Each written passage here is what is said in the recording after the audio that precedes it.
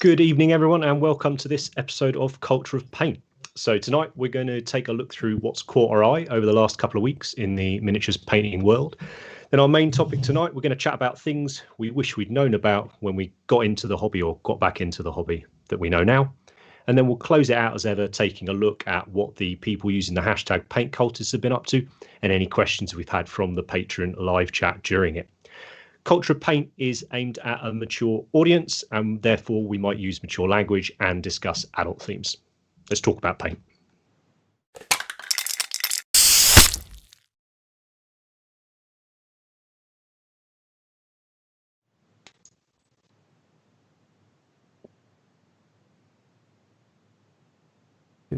Okay, good evening, everyone, and welcome. And thanks for joining us, those of you that are in the chat. We've got David, Stephen, Furion, I can't remember, I think that's John, can't remember. A couple of the guys, Stefan, Jack, lovely stuff. And we have got quite a few, it's nice, it's growing week on week. My name's Henry, I've got my co-hosts tonight, Andy, Rich and Matt. And you don't need any more waffle, so let's crack on with what we've seen over the last few weeks and get some pretty pictures up, I think.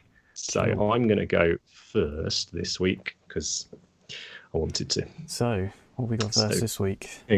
Oh, in which case, we better have... I'll pass this one over to Rich, seeing as he's the real fanboy of these ones. Go on, you can have these, mate. Yeah, so evening, everyone. Thanks for joining us. These picks for me symbolise something, opportune moment in time when it came to painting an army. In that, a couple of weeks ago, I decided to pick up a half-finished undead army, just as all these new sexy undead models have come out. So this was on the reveal that we saw. Was it last weekend or the weekend before? One before, I think. Yeah. One before. Time means nothing. Yeah, time means nothing. And it's an undead dude with a giant spade that looks like a spear. So, it's pretty badass, in my opinion. I love the model. I love the fact that the death stuff is getting reworked, specifically around like the vampires and skeletons and stuff, because it looks fantastic. What do you guys think of this model? It's cool, man. This is the way the new death stuff's in. I think it's pretty awesome. Yeah. Looks like he's... I've only just noticed his hat is made of bones and not wood. I've only glanced at it briefly, and I was like, this is the longest I've stared at it, and I'm like, that's not a block of wood, it's bones. That's great. Yeah, it's grim. And the best spade design we've ever seen, I think, in Warhammer. Yeah, best spade award. I don't know. So dark. Guardsmen have good spades. That's true. That's very true. Yeah. God, I bet this dude's massive compared to an old guardsman, isn't he? Yeah, I bet. No, it's been nice. There's been a few more, hasn't there? We've seen. I think this is from the new Warhammer Quest game by G-Dub. Yeah. Which is shaping up from what we've seen. Looks amazing because look at that for an Inquisitor model. Van Is that Helsing's the same back. box? Is it? Which, sorry? Is that the same box? This guy. Yeah. Wow. Yeah, from what I understand, the box is the Witch Hunter and his small band against a group of... Well, we've seen some of the skeletons so far, but not everything else in the box. So hopefully they'll be revealing them in the next couple of weeks because everything they've revealed so far from that box has been incredible, including him. I'll chuck the link in the description, although I imagine the vast majority of people watching this are probably well aware of it all. But the this box game's got its own website, and actually... I think one of the things I've really liked that G-Dub have done the last couple of years is when they've done those cool animations and stuff. I think we talked about it the other episode actually, and they seem to have really gone to town with those on this this release. And art and miniatures and whatnot, something we're going to be talking about a lot in upcoming episodes. And I think this is one of those. This is where the game really is driven entirely, I think, by the artwork. Very cool. This one's got a proper Mordheim feel to it for me. It's like, it does, doesn't it? Yeah. Is this pseudo Mordheim? This box is this? Yes. We're not going to. I think that's what a lot of people are hoping, isn't it? Yeah.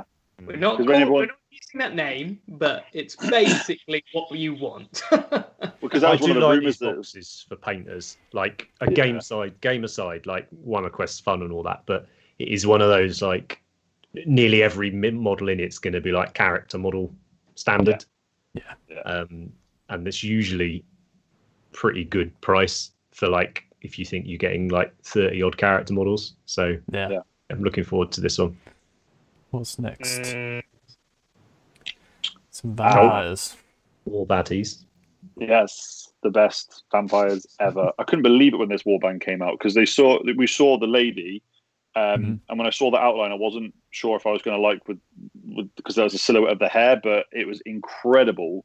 And then I saw her and I thought, right, she's the center of the warband. She's going to be the best model. There might be a bit of chaff that comes along with her, but she's like the center of it. And out of all of them, she's like the others I actually prefer. Like the quality of the sculpts and the 4 characters in this warband, I reckon, hands down, best warband they've ever done. Wrong. Claim. It's very good.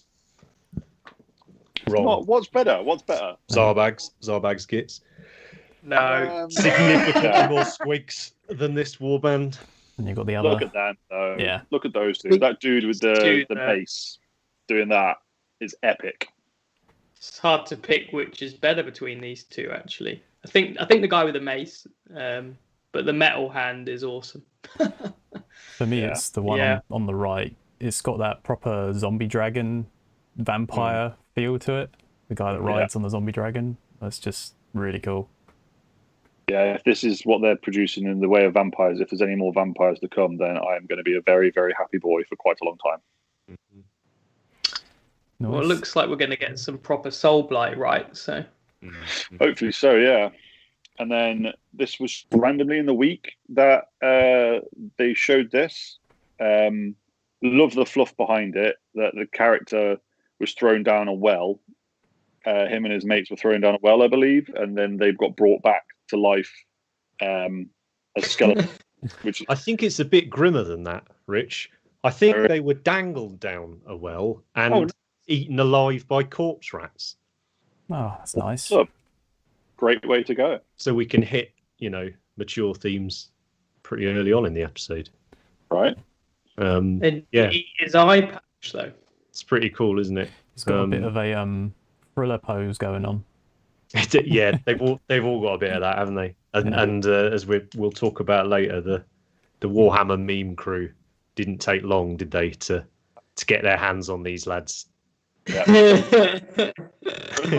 But no, I mean for skeleton models, they're insane, aren't they? It's again, it's Games Workshop basically just, I don't know how to word this, showing that they can do, if they decide to do relatively classic fantasy tropes, they can still do it and do it probably better than anyone else can do in plastic anyway. If these are going to be the level of like Graveguard, like now on, that's going to be really cool. But do you think they will? Don't know, man. I think the painting's really cool too. Like, there's definitely been a shift in style, hasn't there, with things like weathering creeping in more and more. Yeah. And these guys have cranked it up. I think that's max on the texture, isn't it? On the cloth. I think, before you'd be like, well, that's a max paint job because look at the texture on the cloth. But now it's getting used more, so that's fabulous. But I reckon he had a big decision in this extra texture. So I do get the feeling we've only seen the slightly more mundane models as well, somehow. I haven't seen the wood elf yet, so. Oh well, yeah. Never mind. What's next? What we got up next? Chaos. Henry, you can take this one, mate. So this, I believe, is the new Warcry warband. No. Underworld warband. I don't know. It's a board game. I don't. Anyway. Well, some new box game. More importantly, it's 3 alternative sculpts for Chaos Warriors to stick into a Chaos Warrior unit, which is nice. I believe it was Gareth Nicholas that sculpted these ones. Yeah, he said, didn't he, on his Instagram. Instagram a while ago. Yeah, I mean, not really much to say, is it? I think generally these Underworlds warbands have been incredibly successful. I think, again, from a painting point of view, I think they're a lot of fun. But, if you don't necessarily fancy buying into an army or anything, but you can be fairly confident their Underworld's warband will will probably be some of the best sculpts for that army. It's a really nice way to do a little bit. I spoke about Zarbags a minute ago. I'd love to just do a little diorama with that warband on, and be done, kind of thing. And again, it's nice to see this representation that they're bringing in now more and more. GW, and they spoke about it a couple of years ago, but it's nice to be seeing it with every release now. We have a huge release weekend, don't we, coming up from Workshop. So it's nice to see with the Chaos Warriors. It's like they're not all in that proper 90s pose. Oh, I don't know. The lad on the right's got a bit of he's got a little bit of about it, hasn't he? Yeah. Lad on the right is the best. That's one of the coolest helmet designs, I reckon. That's some big Gribbly as well that he's got rid of to make his cloak/cape. It's probably a skink. You reckon? Skinks haven't got big hands like that, have they? Don't know. Yeah. What's nice. Should get one of them. Good luck, boss. This was fun. This was fun. So this is very different, isn't it? Very. The Green Wolverine. You excited about this one, Rich? Yeah. So staying on the theme of board games, what I love that Games Workshop have done lately, when they show like the map for the releases for Underworlds, they kind of you get it in like levels. So they tease you with like they just release the symbols, so you then like flicking through books, guessing or trying to find the symbols to find out what the next warband's going to be. And then they cascade it quite nicely, so that there's always something kind of fresh and new, almost like every month there's something brand new. So yeah, this is the Orc Wolverine that is going to be in the next warband, which I do really like, because for me, Savage Orcs is a strange one because it's bordering on that kind of cartoony side of things. If you compare him to the vampires that we've just seen, they're two sides of the same coin. They're so different, but I love how fun it is.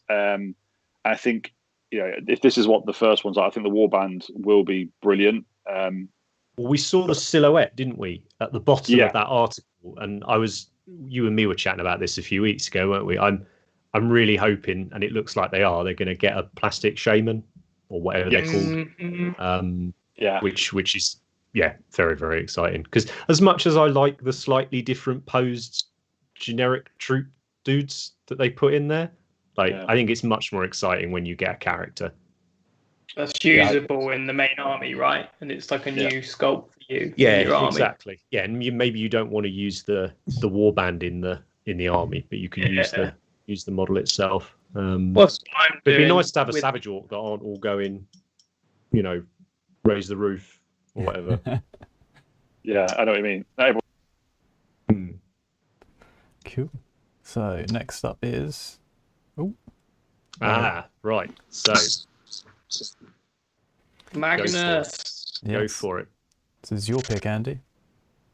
It is, yeah. So if nobody's heard of him, Magnus is a very prolific painter, and he's got a very different style. He kind of came on the scene and won all the historical competitions.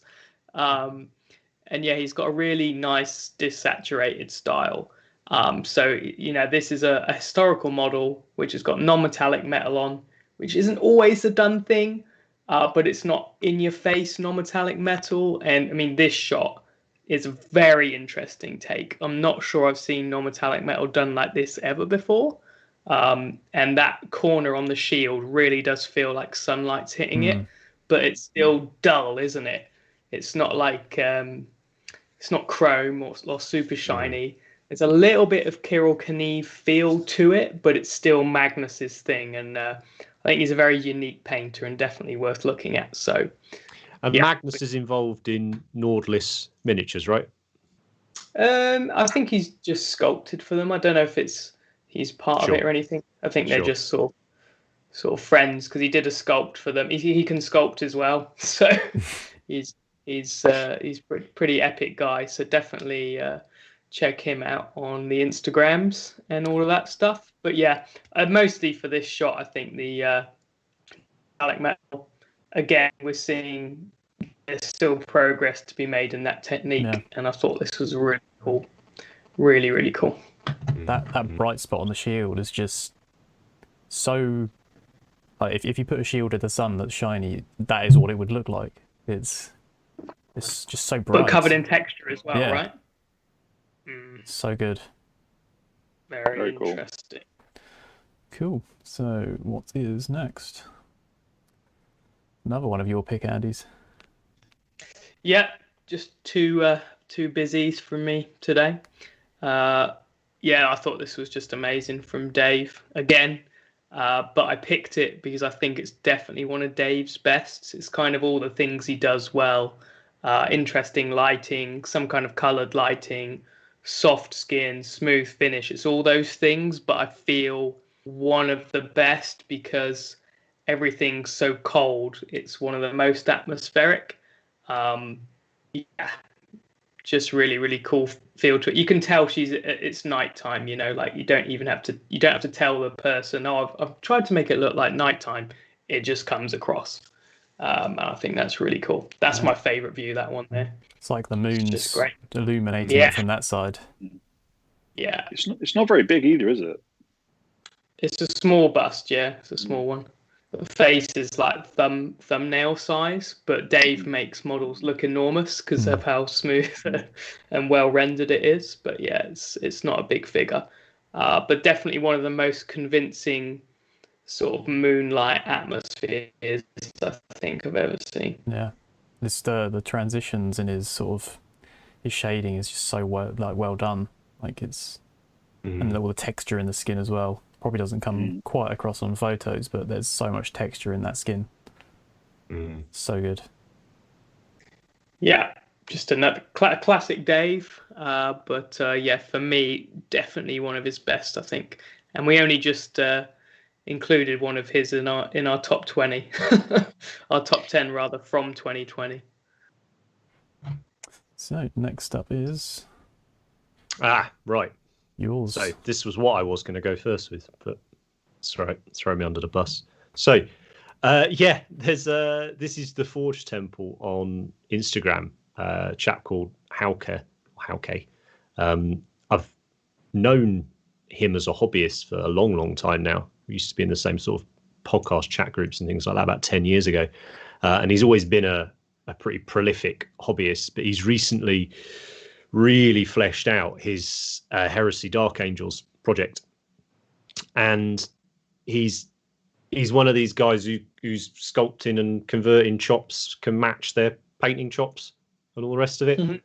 And he's rapid, he's properly quick with getting things done. I also think he's got fantastic decal work, but this was just one of those ones where if you've ever read the old Visions of Heresy art book that came out long before the novels and long before the game and all the rest of it, was to do with the trading card game.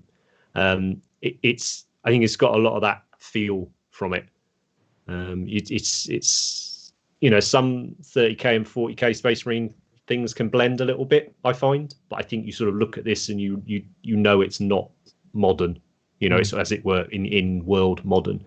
And I just, if he's done so many good projects. This is just his recent one. So I would say if you dig that kind of look that you can get from these few pictures of his, then just go and lose an afternoon in his Instagram, because it's endless. And I think he's moved into a bit of 3D modeling as well now. I'm pretty sure he 3D sculpted some bits on the bottom there. Those Terminators and stuff. I might be wrong, but I'm pretty sure he did. Everyone's doing those Terminators at the moment, aren't they?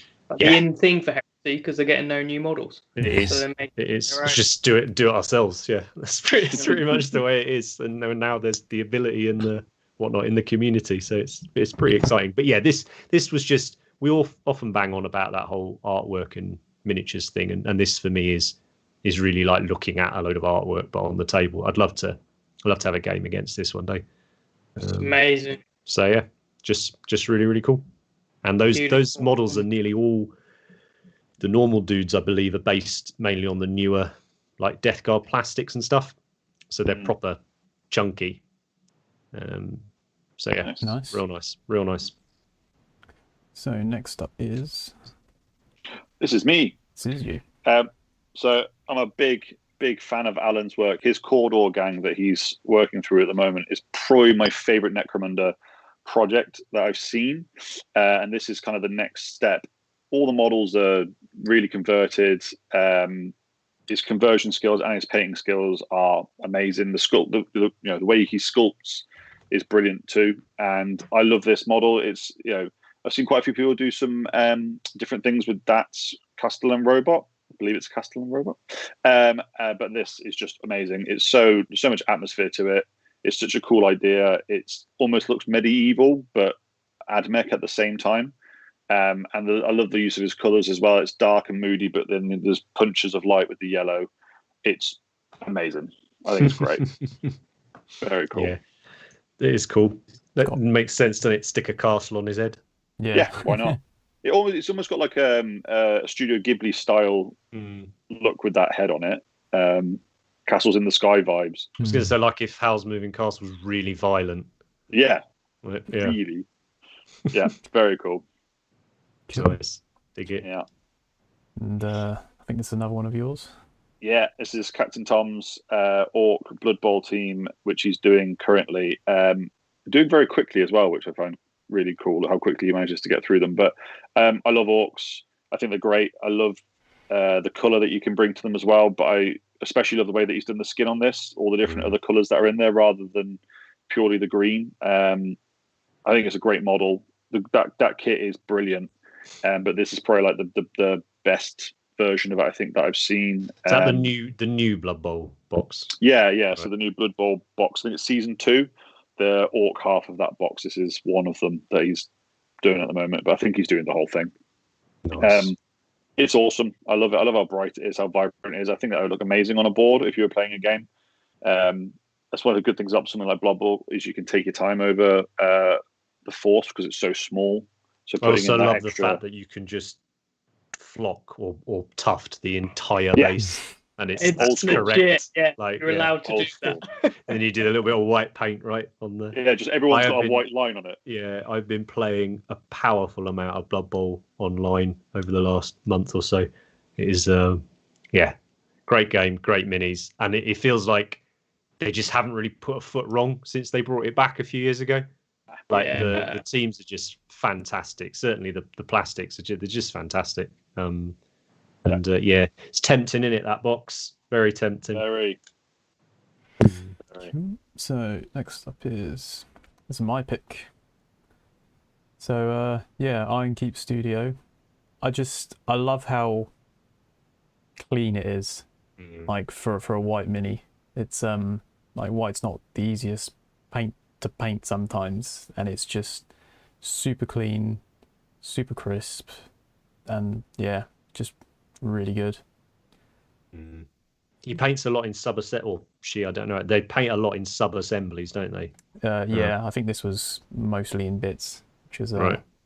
There was like I think they airbrushed a lot of the base coat, but then they've refined everything with a brush, all the shadows and the shade and stuff like that. So it's come out pretty cool. And I can't do that sub assembly thing, man. Like every time, guaranteed, glue will get on my finger. And it just goes somewhere else on the model, and everything's ruined. Or you push it to close the gap, and something breaks off. The gap just doesn't close. Yeah, and you're like, what the hell do I do with this now? Like, I can't. You put glue on it, and then it just wipes, and then all that hard work's gone. That's cool. Yeah. I really like the leather on that. Yeah, I just thought it was super clean.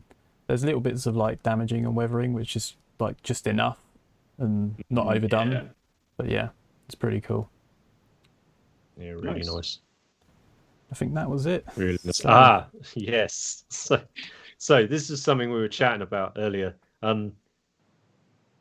We thought it would be a bit remiss of us not to start mentioning some of these memes that people are creating in the Warhammer world. I think for me, it really became a legit, like, because you think back years and years ago, that original one of the Imperial Guard commissar in his tank screaming, yell, drive me closer so I can hit them with my sword.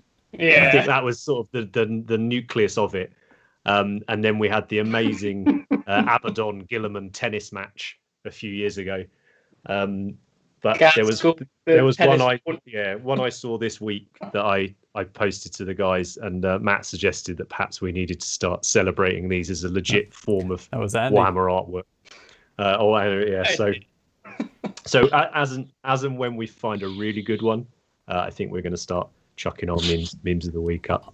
Have you got this one to work? Yeah, I'm just going to say I was so sad that we don't have my favourite one, which is when they first released the Baddon, and they showed the back. He's got that switch on his back, and someone did a bad on, a bad off. That's just brilliant. I love how quick it is. It's just, but this is there's people that take it that next step, isn't there? Like the guy who did that recent Space Marine ATV vehicle. Yeah, and the guy who did it as the Mario Kart homage, but he bought it and painted it really well, like on the Saturday of release or whatever, and then it's everywhere. There's a lot to admire. But yes, this there's been an amazing new release, I think, anyway, that we've seen over Christmas and the last sort of few weeks of the beginning of the year, which is the new Header Knights of Slaanesh stuff, and not only do I think the paint jobs have been insane on most of them, I also think that this has to be one of the most intimidating to paint set of models we've seen so far. And I'm regularly flip-flopping between, do I go all in on this or not? Yeah. Because you'd be really good at painting cloth and stuff by the end of it. Yeah. In like 17 years time or whatever, when you actually finish that first unit of archers. But it is really, really, really tempting. But one of my favourite things from it is the new Steeds of Slaanesh on the Bliss Barb Seekers and the whatever the Stabby Seekers are. And then somebody had done this incredible meme using it, which I think we have up. This should work. There you go. So I'm not going to lie, I've been chuckling myself at this for quite a long time. The last one. Anyway, the mouth open one. That was meme of the week, and this is meant very much with love. I think these models are incredible. I've only just noticed on one, the face on the armor does it as well. Does it? I just saw that.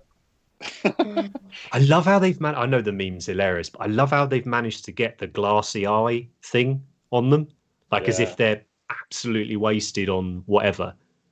I think we need a normal picture. It's just brilliant. Yeah, I'm sure we'll take a look maybe at some of the Slaanesh models at another time. I'd certainly like to talk a bit more about the journey of Chaos Miniatures, as it were, over the sort of 35 odd years or whatever they've been around, because I think we're starting to see GW reaching back more and more now to some real early bits of artwork they had, and seeing what they can do about bringing it forward. But let's move past this slide now, because otherwise we'll just stay on it all night. So I think we're going to move on to the main subject for tonight, which was this idea of what are some things we wish we'd known about the hobby when we got back into the hobby, or when we started the hobby the first time round. The majority of it's going to be to do with painting. Obviously, that's what the podcast's about. But a few other things as well. So we've each come up with a few ideas, and then at the end, I'm going to take a look at what some of the patrons mentioned. We threw the question out to those guys as well, and as ever, there's a ton of answers from them. So I think let's just crack straight on into it. Andy, I think you wanted to start off with airbrushing. Yeah, I've done the hobby 3 times. When I was 10 years old, when I was 18 years old, and then when I was 25 or 26 years old. So I've had 3 stints, and it was only the 3rd stint that I learnt to use the airbrush. And I remember not doing models because they were too big and I didn't want to base coat them. I remember struggling with models because I was trying to, painting a Land Raider with Dark Angels green, the old Dark Angels green. Yeah. And I remember actually I bought the Eldar Scorpion, which is the huge Forge World grab tank, and it's pretty big and it's flat panels. And I was like, what am I going to do with this? How can I conquer this? And my friend Terry, he had an airbrush, and he was like, oh, I can airbrush it for you. And I was like, what is this magic stuff? And I remember going to his, and I brought my Scorpion and sort of handed it over, and I was like, "Can you spray it this color, please?" And it was scaly green, if you remember that one. It's like an old jade green from Citadel.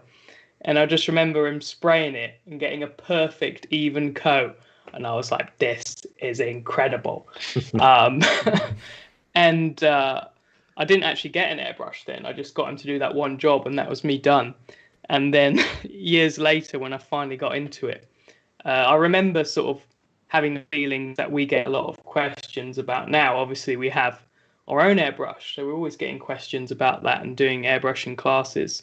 And I remember the same feelings, like, is it going to be hard to use, and is it going to be expensive and all this? But it's one of those things that just changes your hobby completely. And if you want to do an army, it just makes it such an easier task, especially Marines, Eldar, anything with one predominant color. You just get a perfect coat down so fast, and it's really not that hard.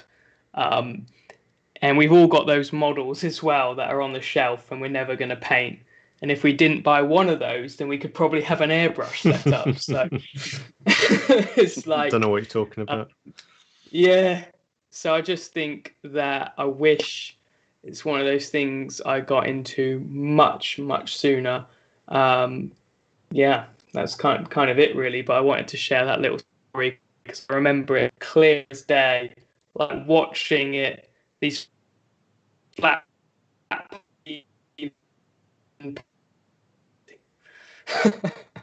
Nice. So yeah, that was a good experience. I think with very nice airbrushing, it can be quite an intimidating initial price outlay. I think that's probably what puts a lot of people off sometimes. It's the the financial investment and something if you don't know if you're going to like it or not. But it's 100% worth it. Yeah, I think so. And there's probably multiple episodes in chatting about that, and we obviously have a vested interest in it because we think it's important. But we get quite a lot on a lot of the videos we do for YouTube are army painting focused, and the vast majority of them will use an airbrush. And I think it's just because we feel that it's a no-brainer tool now. Yeah, it's so accessible and it saves you so much time. Never mind being able to achieve smooth coats and whatnot, but just the time it will save you across the army.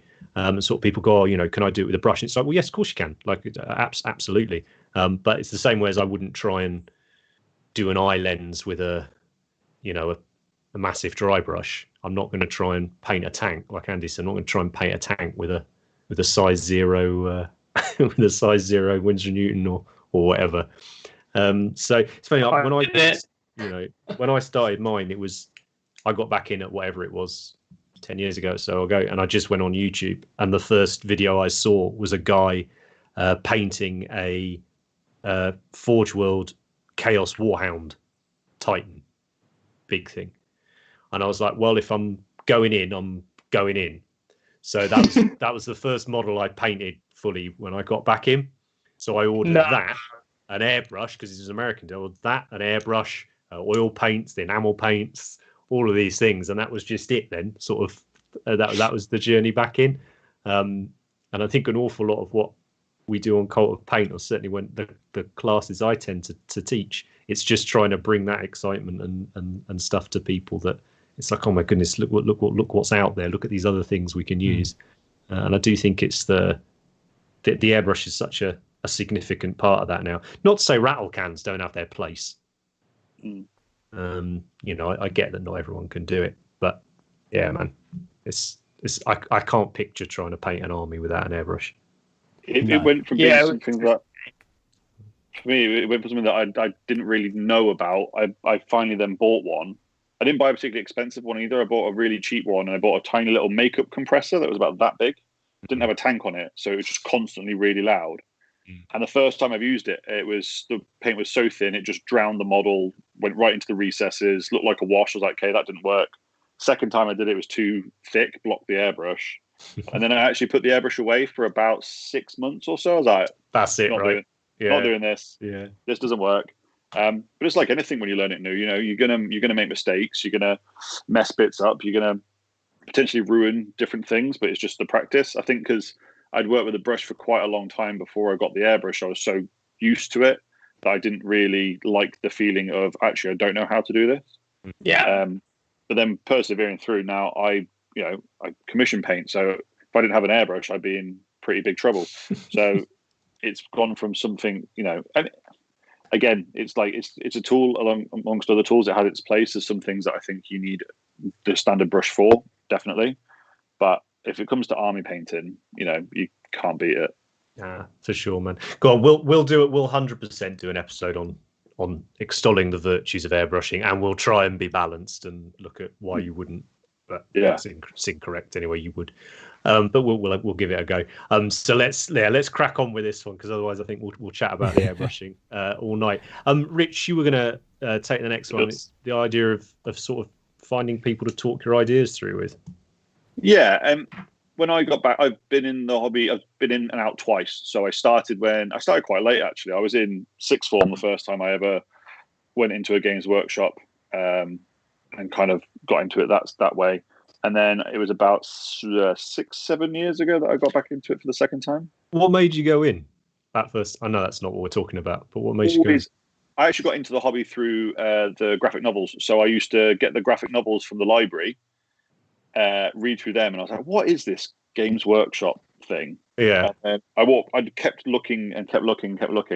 And then I was like, actually, you know what, sod it, I'm just going to go in. And I went in, and it was that familiar smell hit me, and it was just love at first sight, really.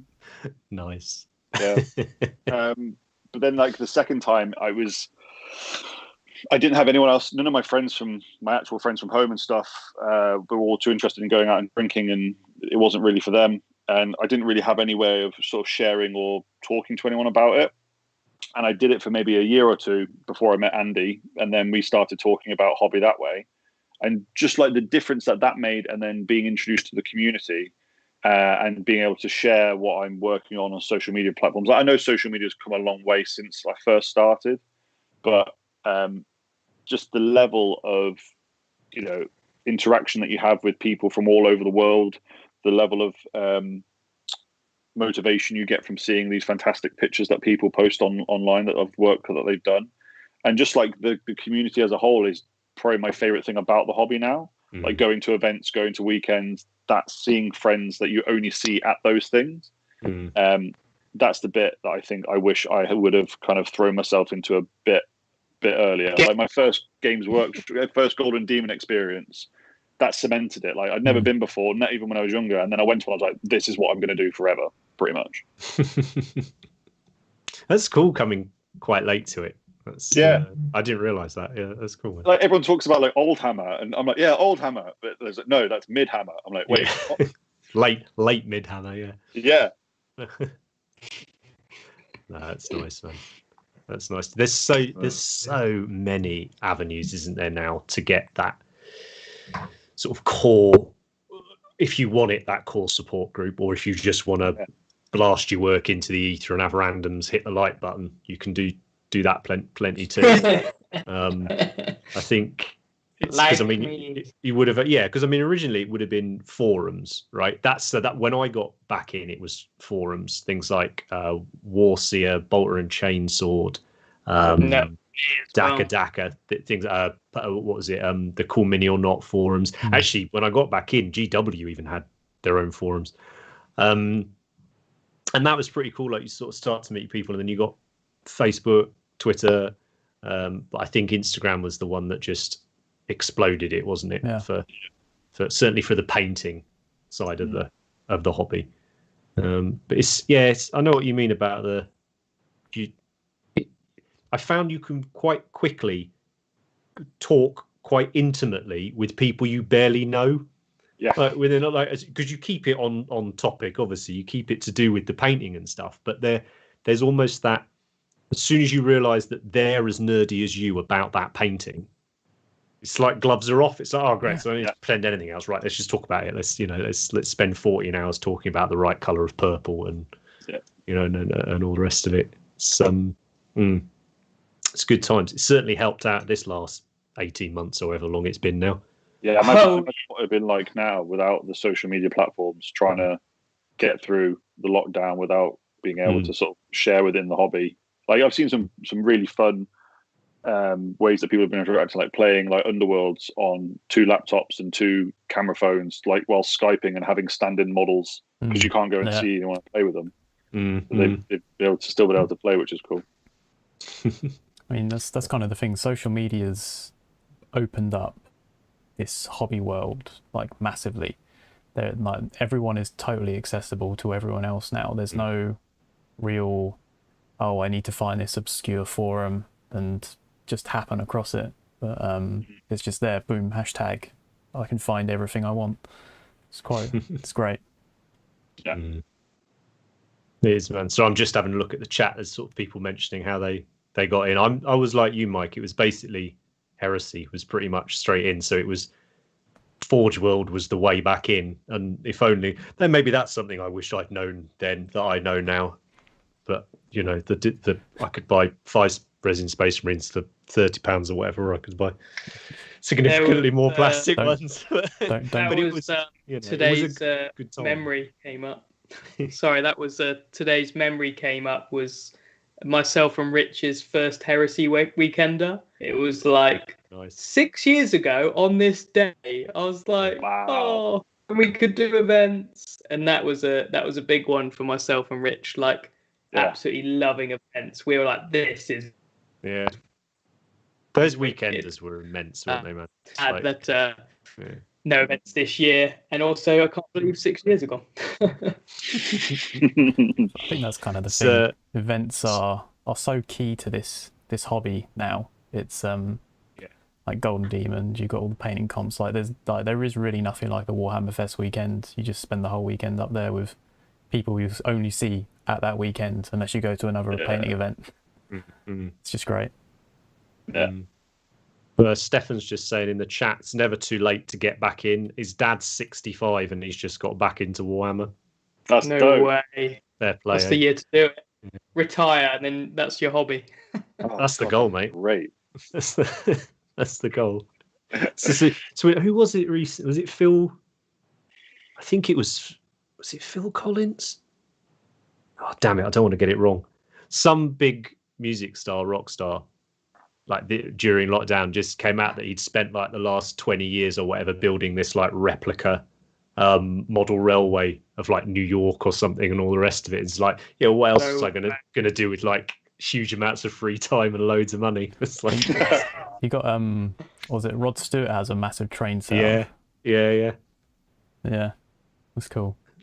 That's the dream. Retire and paint toy soldiers. That's it. Right, let's crack on to the next one. So this was you, Matt, and this was a little bit more to do with prep work rather than the painting itself. Yeah. So I wish someone had told me that pinning models was a thing. It's just the most simple thing that you would think of, but it's something that no one ever told me until long ago now, but until I was quite well into the hobby as a kid. There was I bought the old Empire steam tank. So that model is just a hunk of lead that is impossible to glue together. It does not glue together, and the Games Workshop manager was like, I was struggling to build it, like just throwing super glue at it like no tomorrow. And then he was like, oh yeah, you need to pin metal models. Right. You could have told me that like 6 weeks ago. But pinning, and that I just pin everything now. Like even if it's plastic, like you don't really need to pin plastic sometimes, but just put a pin in it. You do it to get them back. Yeah, exactly. It's my vengeance. But I can do this now. Everything gets a pin now. Or that tiny little spear that's going to break off as soon as you touch foam to it. Pin. It's still pretty important with the resin minis. Yeah, definitely. Plastic, not so much. It's becoming less and less relevant, like because the joints on models are getting so much stronger, and the plastic's more flexible in like the sort of thin areas, so they can just bend a bit, but I would still pin every single thing. Also, the design of the models, the new plastics, are so well supported. Like, if you look at some of the older stuff, the way that technology is advanced and stuff, the way that they've designed it, I don't really think you need it as much, like you said. Mm-hmm. But if you're doing a big Forge World tank or something like that, then pin the hell out of it. Especially as you're going to need to stick that in a hot tub of water for a couple of days to make it go straight. Just get the heat gun and hope for the best. Yeah. I think there's an element as well. This is a different conversation, I guess, a bit, but the way a lot of the modern G-Dub plastics, I mean, you don't need pinning for them anyway, but the way they go together now is quite convoluted and very simple at the same time. That makes it. They tend to not be too many bits and stuff, but there's something I think a lot of people in the hobby really enjoy, the model making or even just the model building part of it. And I think there's something to say with pinning where there is that, like, I can't drill a central hole for my life. Like, all my bolters are cross-eyed, like every single one of them. And like, we're trying to do pinning and build models and pin accurately is a real skill. It's not something everyone can do. I know quite a few of my friends now that the really good model makers are doing like sort of building commissions, like during lockdown. This make a bit of pocket money or whatever. They'll sort of just do the builds, and again, particularly things like Forge World or other resin manufacturers.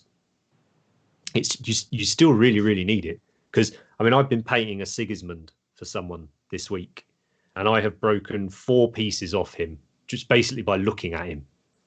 And it's like they need so many pins running through. What do you guys use for pinning? I mean, I still just clip off paper clips. I've got proper brass wire. You've got proper posh stuff, haven't you? Yeah. Depends on the what I'm pinning. If it's just like an arm and a socket, I'll just use a paper clip because it's cheap, quick and dirty. But other things, I've got like proper brass, like get that like 0.2 mil, like I don't know what's it called. It's like baling wire or whatever it is. But yeah, that stuff works really well. All right. It depends what I'm doing. If I'm doing an army and I've got like 80 heads that I've got to stick on something to paint, I'll use paper clips. But I have both, but I tend to go with paper clips, really. Yeah. Fair play. So we need to start branding some of them, right? Yeah. Just remember to use proper clippers on paper clips, otherwise you're going to blunt the hell out of anything you've got. Yeah. Truth. Yeah. Because they are hardened steel or whatever they are. Accurate. Yeah. Accurate. Andy, I think you're up next, bud. And this was sort of the counterpoint, I guess, to airbrushing, was the importance of sort of foundational hairy brush. Yeah, definitely. It's funny because going on from what you've just said, I had one guy, my friend Terry again, and he basically like pointed out all the key things to me that I was kind of doing wrong. I think the first sentence he ever said to me, bearing in mind I'm still friends with him now, was, "Are you not diluting your paints?" and I'm like sat there like this around and go, "No." I think I was painting fire dragons straight out the pot with whatever the bright orange was at the time. Fire dragon bright, I think. Yeah. Nice. He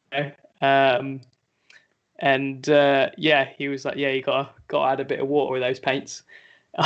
So things like that, and then and there was loads of things I learned to do with brush strokes and all this thing, dilution. And it's funny because we teach all those on a class now, and it took me years of being in the hobby to kind of discover those through myself experimenting and eventually getting it, and then lessons with other people and things like that. And we've got that tutorial how to paint the power sword on our YouTube, and I didn't gain that knowledge for years into the hobby. And if I'd just seen that power sword video when I'd first started, it would have saved me a lot. Does make you a bit jealous sometimes, right? Like, just being honest. Like all we want to do with Colt is try and put all the resources there that we wish had been there, right? When we got into the hobby. But there's a tiny little part of me that's like, you don't know, man. You don't know what we had to go through trying to learn stuff. You know, what following the heavy metal guides. You know, step 1 base coat, step 2 whatever, and then step 4 finished. You know, it's like, well, what happened in between? You know, it's just some of the really basic things, like, you know, where the point that you lift the brush off, that's where the most pigment's going to be deposited. Someone tells you that, demonstrates you, it takes 30 seconds to demonstrate, and you automatically have upskilled, right? You know something that changes the way you paint, and it's not difficult. It's just a little bit of knowledge. And I reckon I hobbied for years before just finding out that tiny bit of information. So yeah, just all those crazy small things, I guess. But I think it must be different these days because all that information's kind of out there. But just back in the day, not having a clue, and I wish I got told those stuff. And also just things like understanding like how light might hit a model, which is like my favorite thing to do and teach these days. And I tried that for years, but I didn't understand why it didn't look natural. And I think if I had a short 10-minute lesson with someone, it would have resolved my issues. Because I'd highlight a space for a leg, and it would have like an edge highlight in the middle of the leg. And someone just said it needs to be wider so it looks more natural. Then boom, that'd be over. But I spent years going, why does mine look terrible? So yeah, you know, some problems that you have for years could be resolved with one person with knowledge, just resolving that, I guess.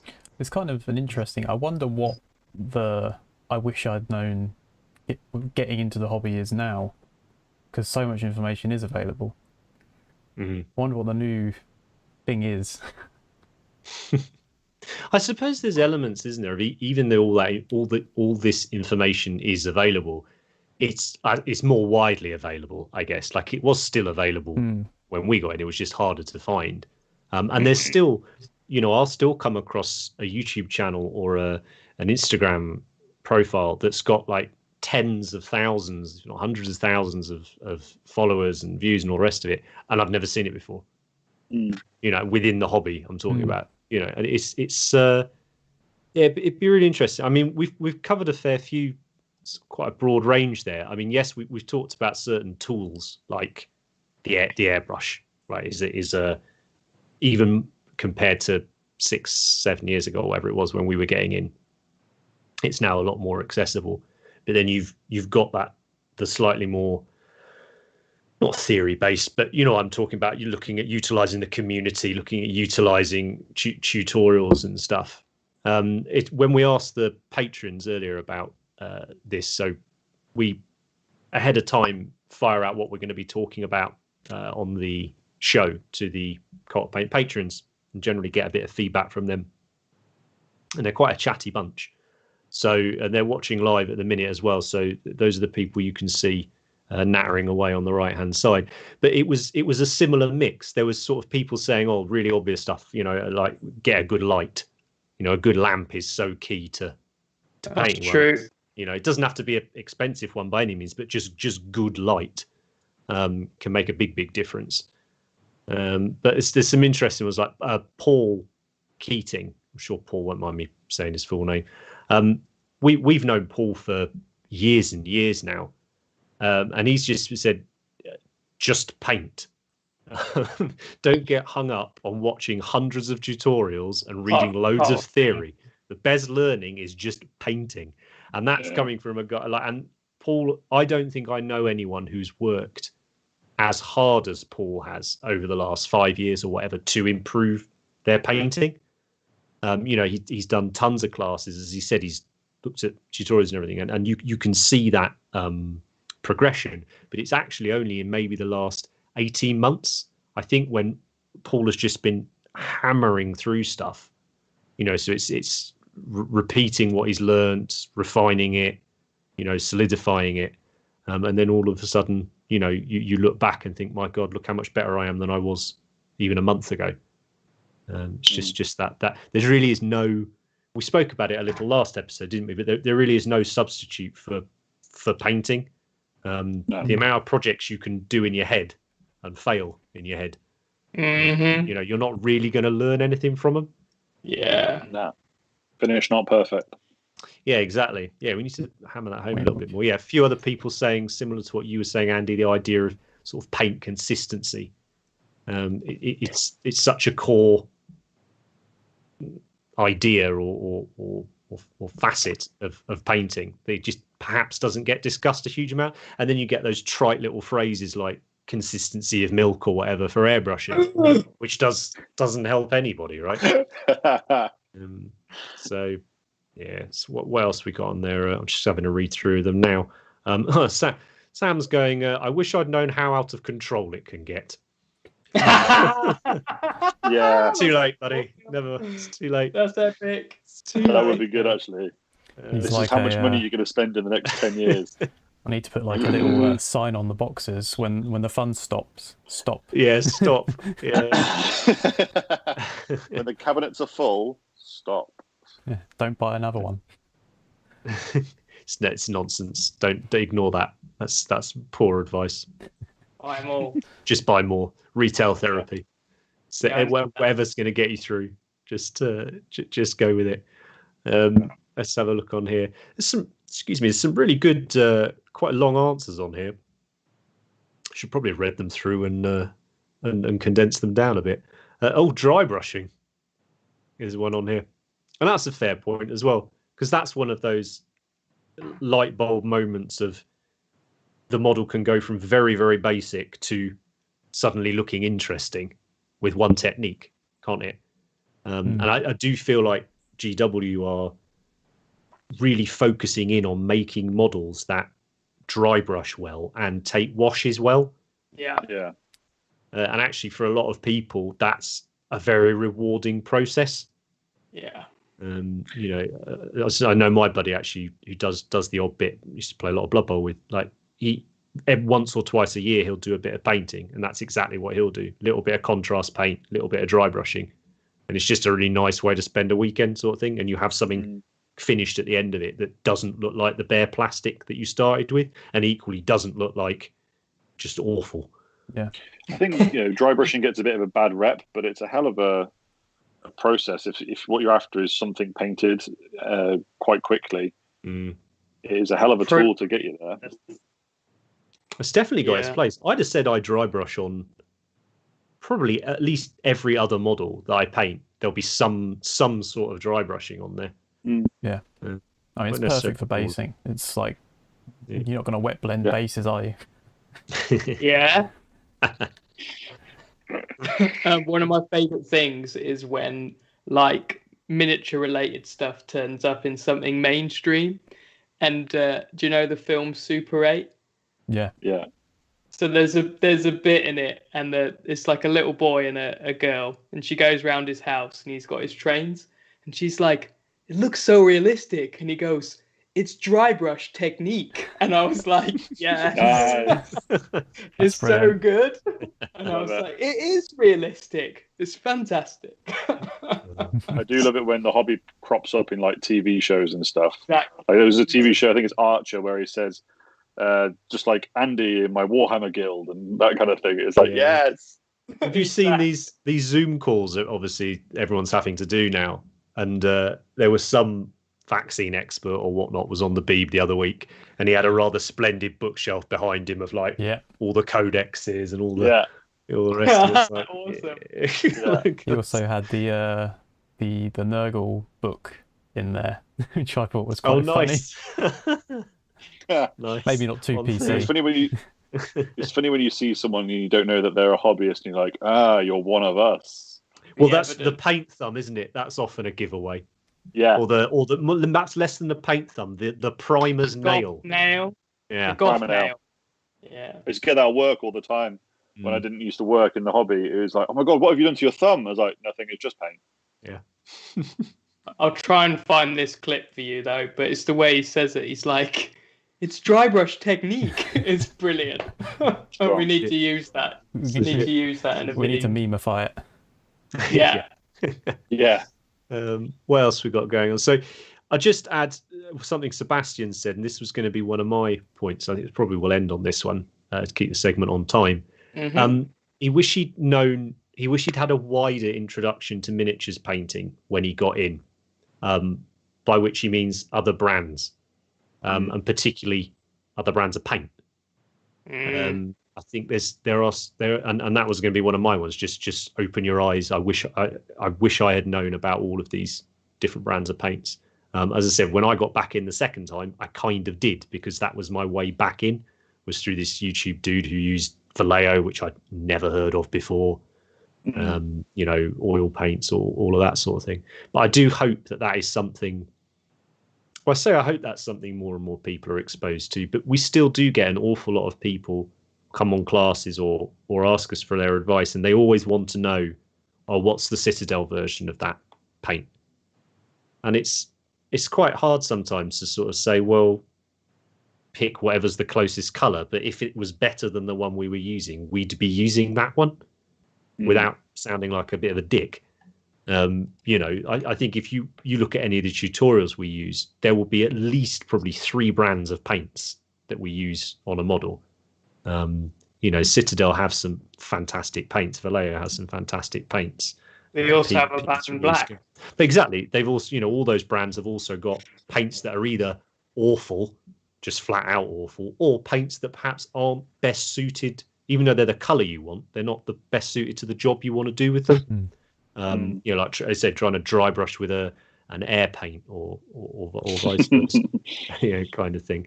That's a good one, Seb. I think that's a nice one to end on. But yeah, just thought it would be an interesting topic to have a little chat around, as it was something we'd mentioned in a conversation we had earlier. So let's, I think, move on, Matt, if we can, with the slides. Let's crack on to the last section of the show. Where are we? And Rich, I think you're going to take us through some of this, bud. Yeah, cool. So basically, at the end of each of the episodes that we do, we are going to start looking at some of the photos that you guys have tagged as Paint Cultist, and we've got them coming up. So Matt, if you would like to have a look at the first one.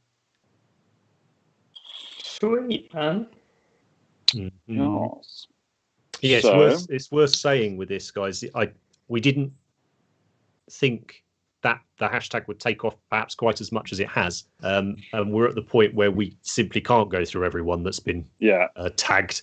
So we'd be here all night. So if anyone does want to see a huge range of work that people are doing that they want to share, check out that hashtag Paint Cultist, and you can see all the work people have done. But I selected a bunch of slides, and the guys haven't seen them, so we're just sort of firing at them blind so we can get in some actual reactions. So yeah, hit us up. Bust work. Yeah, robot rocket bust. This really cool. Nice to see some guys using the hashtag with some busts and stuff. That is cool. Yeah, it seems to be a thing, doesn't it? Busts at the moment. It's definitely. I'm definitely seeing more busts than I am 54mm or 75mm models popping up. I don't know whether they're less intimidating as a thing because they're theoretically smaller or more different. Yeah, true. Yeah, if you've just done lots of army painting or lots of like Citadel miniatures and you wanted to go completely the other way with it, a bust, I think especially if you're looking to improve, say, for instance, skin tone, or that's just an area you really want to have a crack at, I think busts are great for that. You can sort of isolate techniques as well. Like, you don't have to do a wide range of stuff. You can really sort of focus in on what that bust has. Like, if it's a lot of skin, you can focus on a lot of skin. If there's metallics, you can focus on metallics.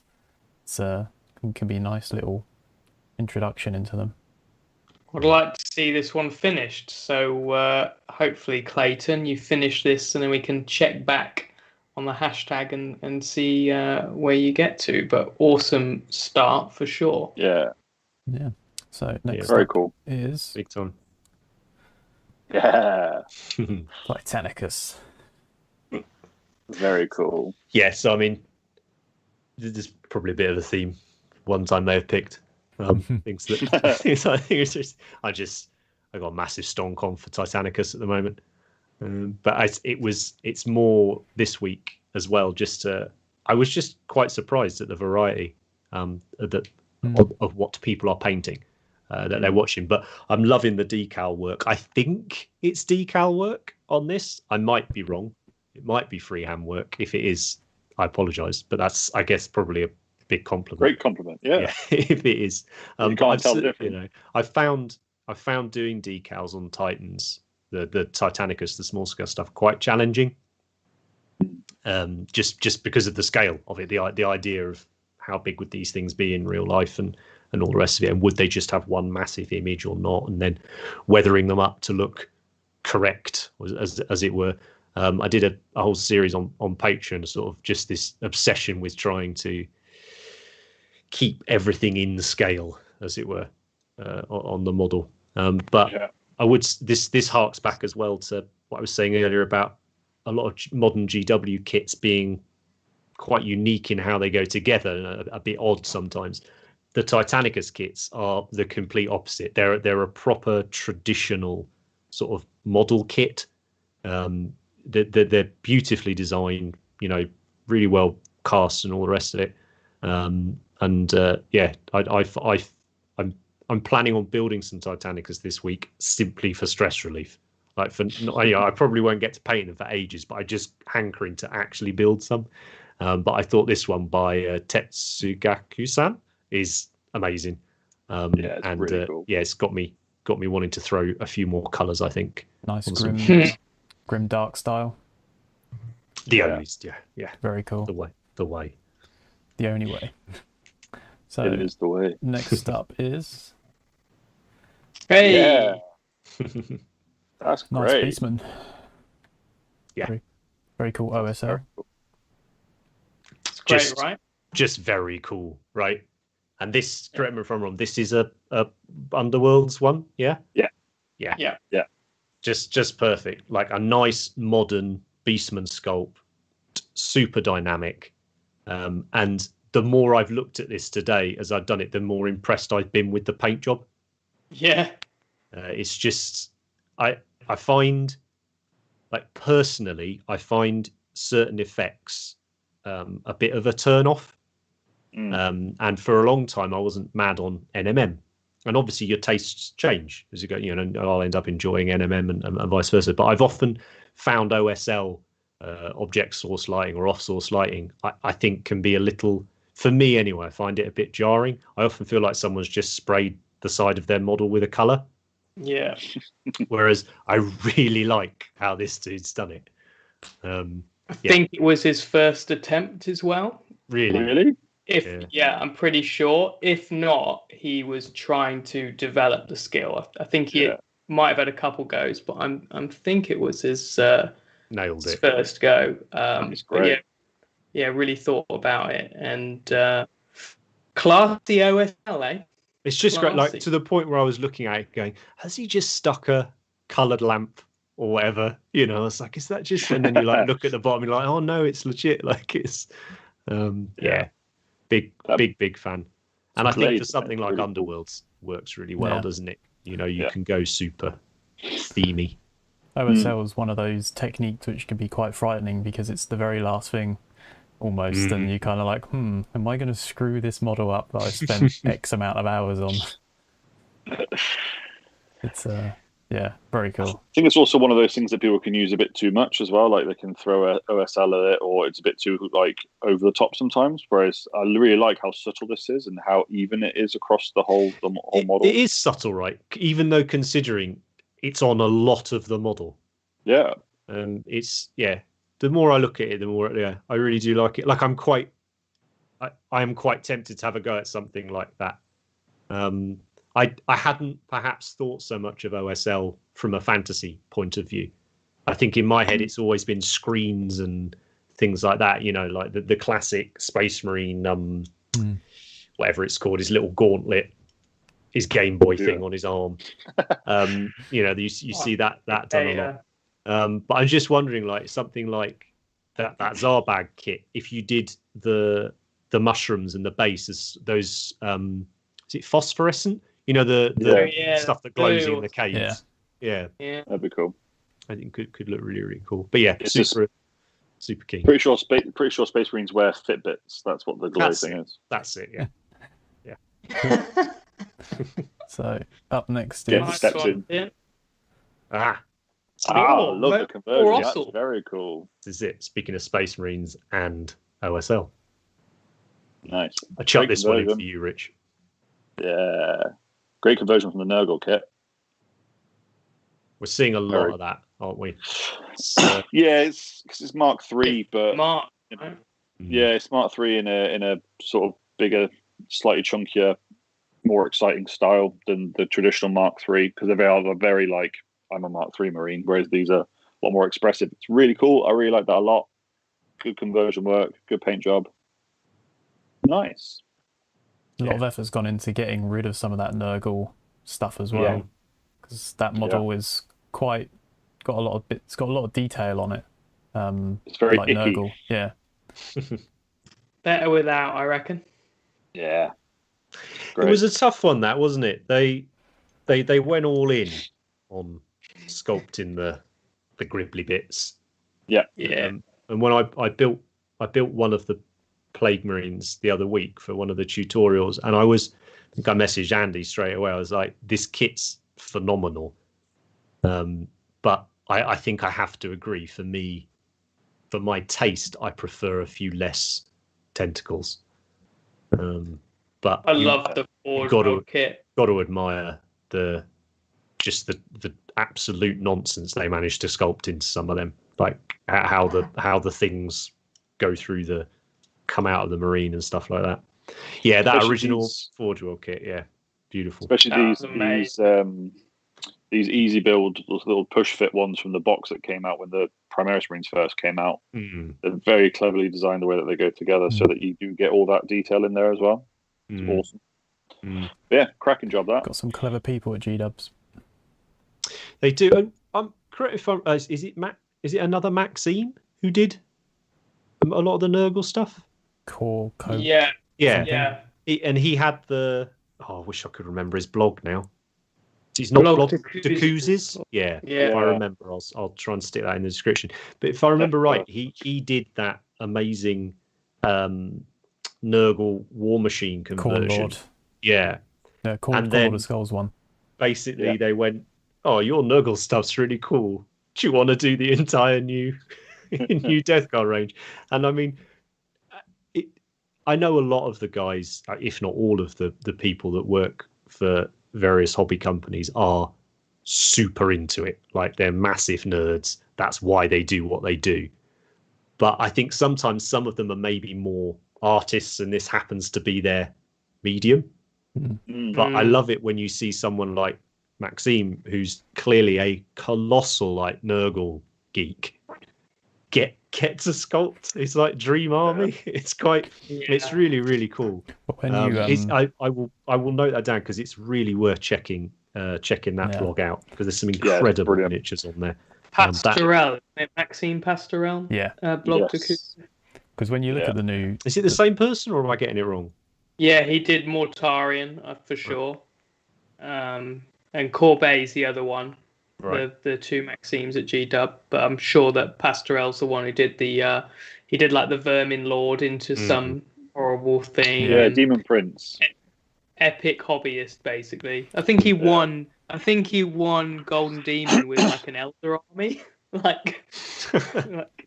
Cool. He did open categories like, here's my Eldar army, converted every model, painted every model, amazing. Cheers. Amazing. Well, that was actually, speaking of that was one model we didn't talk about this week that I think we said we were going to, and I'm going to bring it up even though we haven't got a picture of it. Matt, you must have a picture. Which one's that? Gareth yeah. Flagan. The 3D print that he did, that he sculpted. Converted, or as it were, or sculpted Eldar. Phoenix Lord. I can bring up a picture probably very quickly if we want it. Well, I mean, I'm amazed we didn't talk paint about this, actually, because, I mean, Andy, this must have been your hobby wet dream, essentially, happening on Instagram that day. I was happy about it, but probably not as happy as Matt and Rich here. I think they were enjoying it even more so. But I think it made a lot of people happy. That the Phoenix Lords are such good characters in the lore. They are so established in that we've had them for 20 plus years now, 25 years, I think. Some of those Phoenix Lord models, they must be, because they were, when I first got in, they were around. And the fact that we've still only got one new one, is it, James? Is she the only new one? One plastic one, I mean, you know they're going to be good when they're redone. But Jane's amazing. You know, that is a crap load of pressure on those sculptors, and the more years go by, right, the more pressure gets heaped on those models. Very image. I think it was pretty brave of Gareth to even have a punt. Yeah, he's a very talented sculptor, isn't he? Yeah, and also he's not too bad of a painter either. So, you know, he's got the ability to kind of do what he wanted with it. It was very him paint job. He's been painting quite, you know, this not the same way, but in the same style for a while. But it's just, it's fantastic. The color choice was brilliant. The sculpting was amazing. It was awesome. I've got the picture. Everyone can see the picture, but we can't see it yet. But everyone else can see it. Cool. Oh, cool. Yeah, it's a pretty cool one. I love the way that it's because it's all 3D done in ZBrush or some other Blender, I think. Yeah, and he's obviously 3D printed it himself, but he's really kind of nailed that like proper Jez Goodwin style Eldar, and hopefully we see it like a Golden Demon someday. I'd love to see that in a cabinet. It's going to be pretty exceptional, isn't it? Yeah, very cool. Exceptional. Shame. Right, it's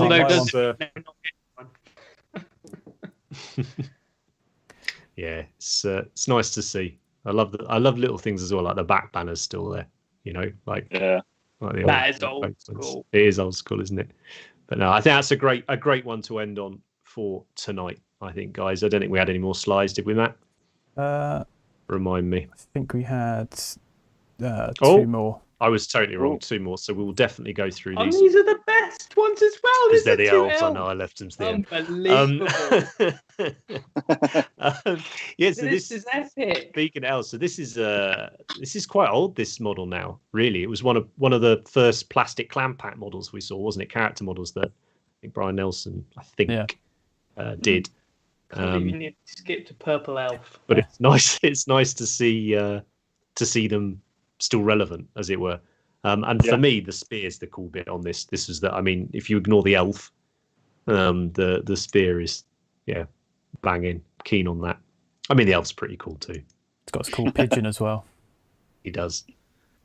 Which I don't think many people who own this model still have that part attached to them. Should have pinned it. You should have pinned. Very cool. That's really nice. And I think Stefan's in the chat, actually, isn't he? Yes, he is. Yeah. Bring them back.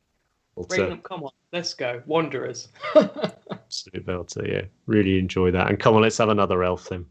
Yeah. Nice. So this is elves. What a treat for me tonight. I know. Come on. What a way to finish. Look at the splash. Yeah. Look at the splash. Yeah, it's nice, isn't it? Very cool. Been brave to do resin on a round oval base. Yeah. I suspect that splash is from having watched Andy's Patreon tutorial. I hope so. Which is I hope I brought that joy. Behind the scenes was an awful lot of blood, sweat, and tears to bring you that one. So I hope people enjoyed it. It was. It was. There was a few resin-shaped toys thrown out the pram during those couple of weeks. So it was. Yeah, good to see.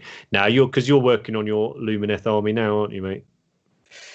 I am going all in. I finished Eltharion today, which is great, and then final tutorial go up on the Patreon this week, and then I'm into these horse lads. So we're hoping to bring a tutorial to the YouTube. So yeah, I'm loving seeing these. It's nice inspiration for me. Cool to see them in a different scheme. I see schemes like this, and this color scheme is obviously so my bag. And I'm doing the really classic white and blue, and I'm like, shouldn't I be doing an interesting scheme like this? But I, for once, I do want to go super classic. And but yeah, awesome. There's not that many Lumineth fans out there, I feel, so I love seeing them, and that's going to be my little cult. I'm going to have a little sub cult of Lumineth boys. Cult of elves. Cult of cow. I've already done a Kickstarter of them as well. I mean, flipping heck. So yeah, these last two, awesome. I'm very happy. Yeah, good times. And thanks, guys, for using the hashtag. It's really brilliant. It not only gives us some things to talk about, but again, we're all just massive nerds and massive fans of painting miniatures. So any excuse to just spend time looking at them under some obscure sort of work banner is always going to be good. To that end, if you would like us to feature your work or have a look at it, or for other people to be able to see your work, use the hashtag PaintCultist, and we'll have a look at those every couple of weeks, see what else is on there.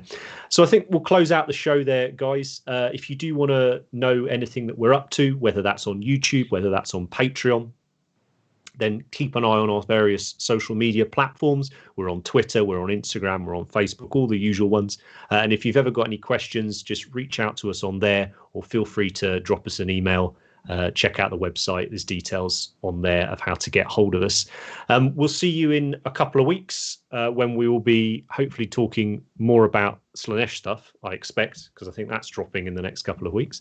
And who knows what's coming out in those next few weeks in between now from various companies. It's usually a pretty good time of year, I think, isn't it, this one? Yeah, normally. People sort of quite want to start the year with a bang. Miniatures companies get you over that Christmas thing and then into the new hotness, yeah, whatever it is. But thanks, Matt, Andy, Rich. Thanks for joining us tonight. Thanks everyone in the chat. Really lovely to see so many of you. Can't believe so many of us, even just a couple of episodes into the show.